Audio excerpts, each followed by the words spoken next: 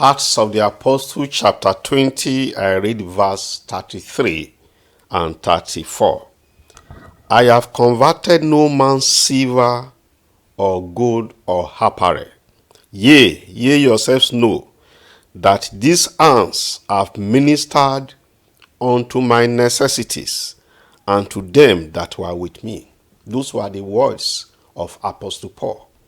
Apostle Paul was productive. He wasn't idle. He didn't hide under the cloak of discipleship to make himself a burden unto others. In these verses, Apostle Paul just says simply that I work, despite the fact that I'm a minister of God, I'm engaged in productive work.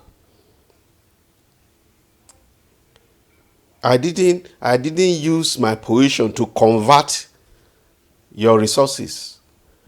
I provided for my own necessities. Despite the fact that I'm a minister, my own hands have provided for my own necessities.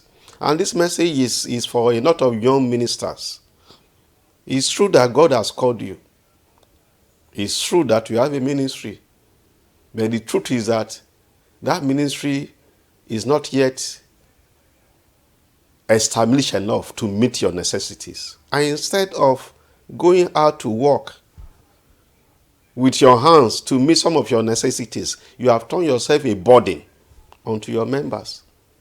There is a lot of idleness. It's unfortunate I'm saying this, but we ourselves as children of God, as ministers of God, we must say the truth to ourselves. There is a lot of idleness in ministry. A lot of people use ministry as a cover-up for their idleness. Nothing stops you from working if your ministry is not yet big enough to meet your necessities. Nothing stops you from doing secular work.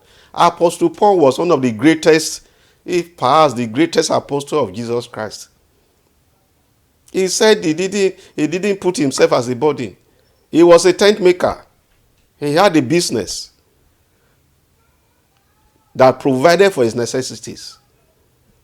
But you just started a ministry. You have few members.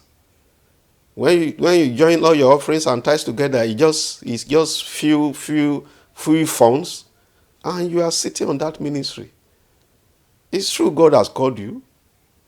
Didn't God call Apostle Paul? Didn't he? I mean, God called everyone. So there's a lot of idleness.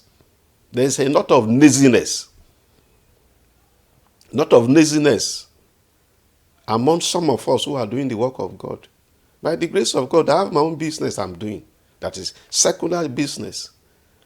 I've been doing this ministry by the grace of God God spoke to me 21 years ago to be doing this business. And I've been doing it actively for about 15 years.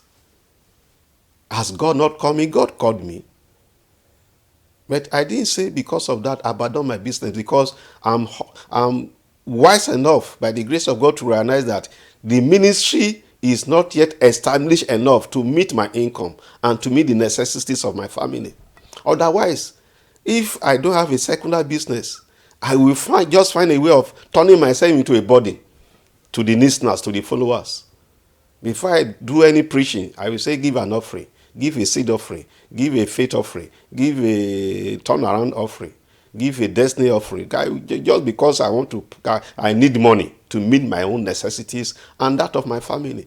Then when the ministry is established, it will be obvious to me that I have to stop my secular business. So you as a young minister of God, that your ministry is not yet big, go and work. Go and look for a job and do. If fine, God has called you, fine. Some people say God called them full time, but God doesn't call anybody into poverty. If you are just starting, you go and look for a work to do, and also look for a way. Like I spend about 60% of my time on ministry, 40% of my time on secular work. God will give you the wisdom to lead a productive life. Receive that grace, receive that wisdom.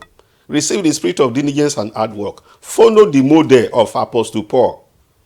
He had a business. He wasn't idle. He wasn't a burden on his members. It is well with you. God will give you that wisdom to manage your businesses in Jesus' mighty name. Amen.